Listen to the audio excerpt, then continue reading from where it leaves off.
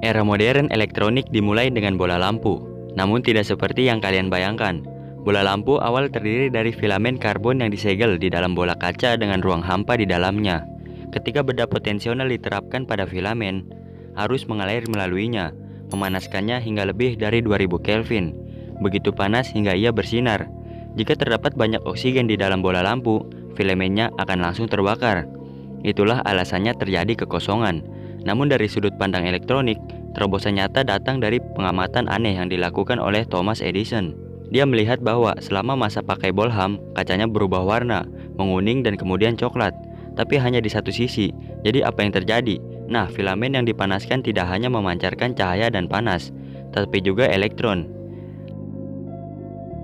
Anda dapat membayangkan mereka direbus dari permukaan karbon tersebut.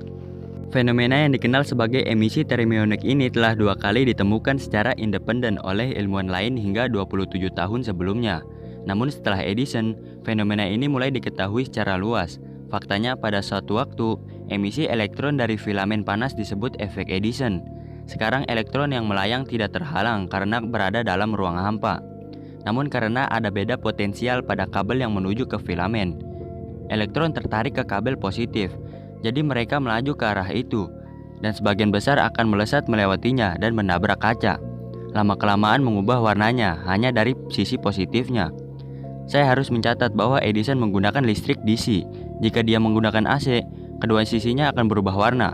Namun observasi inilah yang menjadi awal terjadinya revolusi elektronik. Dan pada akhirnya komputer digital pertama. Pada tahun 1904, John Ambrose Fleming mematenkan perangkat yang sangat mirip dengan bola lampu Edison, tetapi dengan satu tambahan penting, elektroda kedua di dalam bola lampu. Dengan mengisi plat ini secara positif terhadap filamen, elektron dapat dipercepat melintasi celah tersebut, menyelesaikan rangkaian. Tetapi jika plat tersebut relatif negatif terhadap filamen, maka plat tersebut akan menolak elektron dan tidak ada arus yang mengalir. Fleming menyebut perangkatnya sebagai jalan satu arah untuk listrik, karena hanya satu elektroda yang dipanaskan. Elektron hanya bisa mengalir dari sana ke plat, dan bukan sebaliknya. Perangkat ini disebut dioda termionik, dan awalnya digunakan untuk mendeteksi sinyal radio, tetapi juga dapat mengubah arus bolak-balik menjadi arus searah. Para ilmuwan segera menyadari bahwa desain yang lebih efisien memiliki filamen di tengah dan elektroda lainnya, plat atau anoda, sebagai silinder yang mengelilinginya. Geometri ini menangkap lebih banyak elektron yang keluar dari filamen dan memungkinkan arus yang lebih besar mengalir.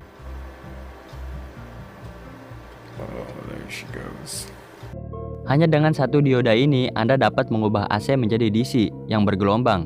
Tetapi menggabungkan beberapa dioda dan kapasitor menghasilkan arus searah yang cukup stabil. Dan ini adalah masalah besar. Ini adalah perangkat tabung vakum praktis pertama dan model untuk semua tabung vakum yang mendominasi industri selama setengah abad berikutnya. Pada awal tahun 1900-an, masalah besar dalam bidang elektronik adalah amplifikasi. Radio baru saja ditemukan, namun jangkauannya dibatasi oleh kurangnya peralatan yang dapat diandalkan untuk memperkuat sinyal lemah. Demikian pula, panggilan telepon dibatasi paling banyak 1.300 km. Karena pada saat itu sinyalnya terlalu lemah untuk didengar. Bentuk relay yang belum sempurna. Secara estafet ada sebuah elektromagnet, dan ketika arus mengalir melalui elektromagnet itu, ia menarik sebuah saklar, menyalakan sirkuit kedua. Namun ketika arus yang melalui elektromagnet berhenti, saklar dilepas dan rangkaian kedua terbuka kembali. Perangkat ini bekerja dengan baik untuk memperkuat titik dan garis kode Morse di sepanjang jalur telegraf. Namun keluaran binernya berarti perangkat ini tidak mampu memperkuat sinyal kompleks dan analog dari panggilan telepon dan gelombang radio. Itulah mengapa terobosan ini terjadi pada tahun 1906, ketika Lee De Forest mengambil dioda dan menambahkan elektroda lain ke dalam bohlam. Elektroda ini bukanlah sepotong logam padat, melainkan kawat tipis, dan ditempatkan di antara filamen atau katoda dan anoda. Dengan 3 elektroda, itu disebut triode. Sekarang perbedaan potensial yang besar dapat diterapkan pada anoda dan katoda, namun jumlah elektron yang sebenarnya mengalir di antara keduanya dikendalikan oleh tegangan pada jaringan. Seperti elektroda baru ini dikenal, jika grid bermuatan sedikit negatif, maka elektron dari filamen akan ditolak sehingga tidak ada yang bisa mengalir ke anoda. Namun jika kisi-kisinya sedikit positif, maka elektron tertarik menjauh dari filamen. Dan sebagian besar elektron akan melewati lubang-lubang di kisi-kisi dan kemudian berakselerasi ke anoda. Jadi dengan cara ini perubahan kecil tegangan pada jaringan dapat mengontrol tegangan yang sangat besar di anoda. Dan responnya cepat sehingga diperoleh amplifikasi frekuensi tinggi. Bayangkan seperti berdiri di puncak tebing tinggi, membuka dan menutup katup pada pipa air besar. Maksud saya tidak memerlukan banyak energi untuk memutar katup, tetapi masukan kecil itu diubah menjadi keluaran air yang jatuh ke bawah tebing. You're powering up this triode Warming here. up, you can see it warming up there. So the yellow is the input and the Yellow is the input, purple is the output. We have essentially a 2-volt change on the input giving us, 5 volts? So 5, 10, 15 volt change on the output. Untuk mendominasi ini, kami hanya menggunakan 24 volt. Untuk demonstrasi ini, kami hanya menggunakan 24 volt pada anoda. Jika kita menggunakan tegangan yang lebih tinggi, kita bisa mendapatkan lebih banyak amplifikasi dan orang-orang melakukannya. Ini adalah perangkat yang memungkinkan kami melakukan panggilan jarak jauh untuk pertama kalinya dengan menggunakan tabung vakum. Panggilan lintas benua pertama di New York ke San Francisco dilakukan pada tanggal 25 Januari 1915. whoa. Yeah, there we go. Should be 10 volts. Sulit untuk melihat grid di sini karena seperti hal dioda silinder, konfigurasi terbaik untuk triode adalah memiliki konfigurasi silinder. Anoda berada di luar, kisi-kisi berbentuk silinder di dalamnya, dan katoda atau filamen berada di tengah. Penemuan triode sangatlah penting. Radio, TV, apapun perangkat elektronik yang dimiliki orang ditenagai oleh tabung vakum. Bahkan hingga tahun 1960-an dan 70-an, tapi tabung vakum belum selesai merevolusi elektronik. Dalam tesisnya tahun 1937, Claude Shannon menemukan hubungan antara rangkaian listrik dan cabang matematika yang dikenal sebagai aljabar boolean. George Boole mencoba menemukan landasan matematika untuk logika. Di bawah sistemnya, pernyataan yang benar dipresentasikan sebagai 1 dan pernyataan yang salah dipresentasikan sebagai 0. Dan Boole juga membayangkan beberapa operasi seperti jika pertanyaan A dan B benar, maka keluarannya juga benar. Apa yang Shannon sadari adalah bahwa operasi Boole dapat direpresentasikan sebagai rangkaian elektronik, bahwa terdapat kesetaraan antara pernyataan matematika dan rangkaian listrik. Yang Anda butuhkan untuk mewujudkan sirkuit ini di dunia nyata hanyalah sepasang saklar. Pada tahun yang sama, 1937, George Stibitz membuat kalkulator digital pertama. Itu bisa menambahkan 2 bilangan biner 1 bit, artinya bisa menjumlahkan 2 angka asalkan 0 atau 1. Kalkulator bekerja menggunakan relay, yaitu saklar elektromekanis dari telegrafi. Ada 2 masukan. Jika dibiarkan terbuka maka masukannya adalah 0. Jika ditutup maka masukannya adalah 1. Keluarannya ditunjukkan dengan 2 bola lampu. Jika tidak ada lampu yang menyala maka jawabannya 0. Jika lampu keluarannya menyala maka jawabannya 1. Dan jika lampu carry menyala maka jawabannya adalah 2. Diagram rangkaiannya bekerja seperti ini. Jika saklar A atau B tidak ditutup maka ditambah 0 ditambah 0. Maka tidak ada arus yang mengalir melalui rangkaian. Dan tidak ada bola lampu yang menyala.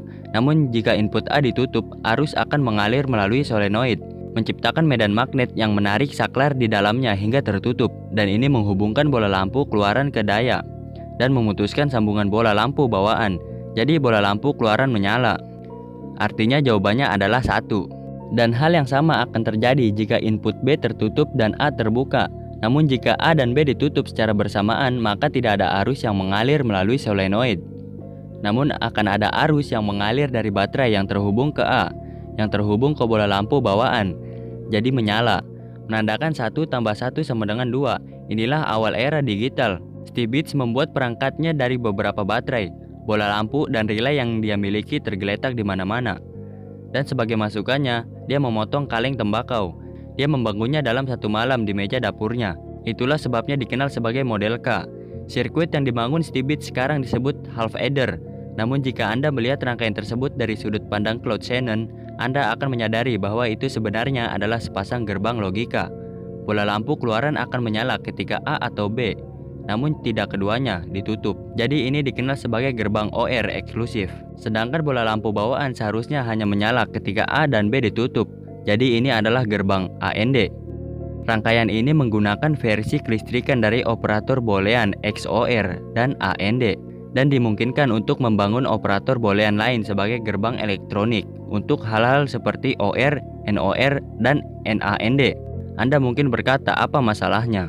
Tentu ini matematika yang sangat sederhana, tetapi Anda dapat menghubungkan sekumpulan penjumlahan setengah ini bersama-sama dan membangun sirkuit yang lebih rumit yang dapat melakukan perhitungan matematika yang lebih rumit.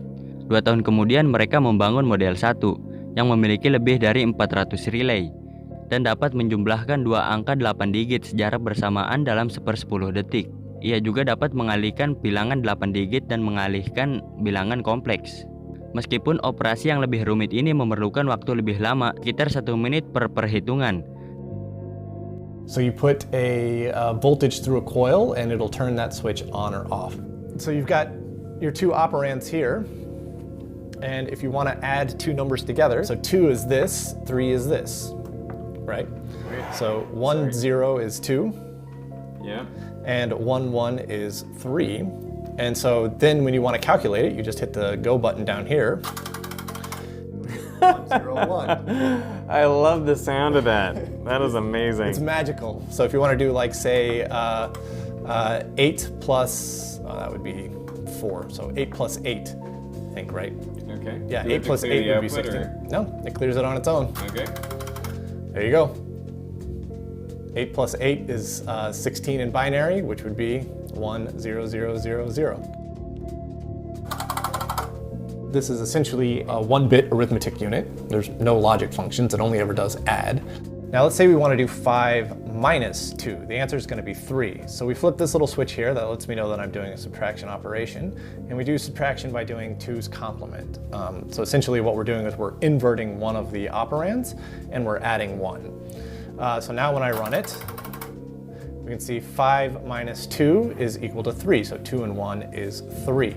Now because of the way that we do this, the final carry flag ends up getting illuminated here on the end. But if we know that we're doing a subtraction operation, we know that this final carry flag is never going to be on otherwise. Selama 10 tahun berikutnya, mereka membangun 6 komputer lagi berdasarkan relay yang digunakan oleh militer AS dan National Advisory Committee for Astronautics atau NACA, yang kemudian menjadi NASA. Namun bahkan pada awal tahun 1940-an sudah jelas bahwa sifat mekanis dari relay, penutupan fisik dan pembukaan saklar terlalu lambat untuk menjadi masa depan komputer. Mereka juga rentan terhadap kerusakan. Anytime you have something that's mechanical, it's going to wear down. Every time that relay switches, there's a little bit of friction on the rotation point inside of there. And there's contacts that are making and breaking electrical connections, and those are going to wear out. Dan semua relay yang membuka dan menutup berarti suara komputer menjadi sangat keras. So it doesn't really work in a business environment all that well. You can't really stuff it into your office, so you're going to drive people insane. Jadi yang benar-benar dibutuhkan oleh para ilmuwan komputer adalah saklar elektronik. Dan disitulah peran triode tabung vakum. Whoa. Tentu saja ini dapat berfungsi sebagai penguat jika Anda memberi tegangan sedikit positif atau negatif pada jaringan. Tetapi juga dapat berfungsi sebagai saklar. Jika tegangan jaringan sangat negatif, maka tidak ada arus yang mengalir. Jadi triode dapat dikontrol tanpa menggunakan bagian yang bergerak. Hanya tegangan yang akan mengaturnya menjadi 0 atau 1. Dan yang terbaik dari semuanya, peralihan di antara keduanya dapat dilakukan dengan cepat tanpa suara, karena Anda hanya mengontrol elektron yang bergerak dalam ruang hampa. Ini adalah penemuan yang membawa komputasi ke tingkat berikutnya. Komputer elektronik pertama yang dapat diprogram di dunia disebut ENIAC, dan pertama kali online pada tanggal 10 Desember 1945. Komputer ini menempati seluruh ruangan berbobot 30 ton dan menggunakan daya 175 kW. Sedemikian rupa sehingga menimbulkan rumor bahwa setiap kali dinyalakan, lampu di Philadelphia tempat ENIAC berada akan meredup. Itu hanya sekedar rumor, tapi terutama karena ENIAC mempunyai generator listrik khusus untuk mengimbangi penggunaan listrik yang sangat besar. Berbeda dengan komputer sebelumnya, ENIAC tidak terbatas pada penyelesaian satu jenis masalah matematika saja.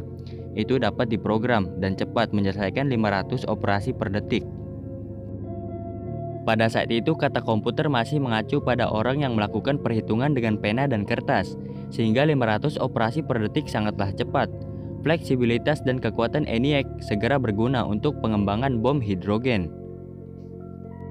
Perhitungan yang diperlukan begitu rumit sehingga Direktur Los Alamos pada saat itu mengatakan bahwa mustahil mencapai solusi apapun tanpa bantuan ENIAC. This is a hilarious part about having a processor that is 1 meter tall and 70 centimeters wide is that you can point at actual parts of the processor. Seperti inilah bentuk komputer tabung vakum 1 bit. Can you feel the heat coming off of it? I certainly can. I can feel the heat coming off. It's getting warm. Well, I mean, 190 vacuum tubes is a lot. I think we figured it out. This is pulling like 350 or 400 watts of power or something like that, which is absurd. At night, it's awesome.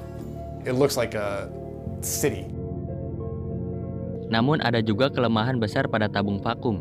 Filamennya selalu perlu dipanaskan, sehingga menggunakan banyak daya bahkan saat tidak digunakan, dan ukurannya besar.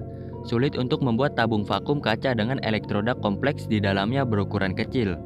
Mereka juga tidak bisa diandalkan. Rata-rata tabung vakum di ENIAC rusak setiap beberapa hari, sehingga perlu ditemukan dan diganti. Waktu terlama ENIAC beroperasi tanpa kegagalan hanyalah 116 jam. Komputer digital pertama menggunakan bola lampu yang dimuliakan. Dan itulah sebabnya mereka begitu besar, haus daya dan tidak dapat diandalkan. Keajaiban dan apa yang memungkinkan kehidupan modern kita adalah seseorang menemukan cara melakukan trik yang sama dengan elektron di dalam bahan padat silikon.